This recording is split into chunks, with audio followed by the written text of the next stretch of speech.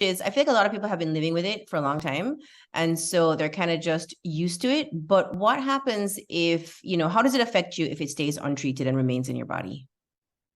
I mean, it's a really good question. Again, it's not in isolation in terms of it's not just going to be pain. Like if there is a significant trauma history of whatever type and it's unaddressed, somebody's not working with it.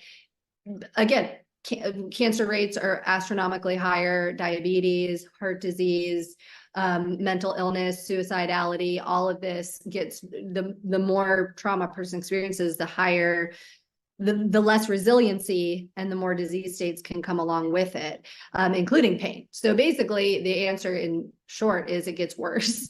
And then you have this secondary, again, just like with any chronic pain syndrome, you can have this secondary central sensitization where now the brain is on such high alert from being in pain for so long that things that shouldn't feel painful now feel painful.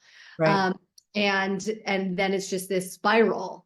And so essentially to unwind it, you have to deal with the underlying factors, variables, whatever those are.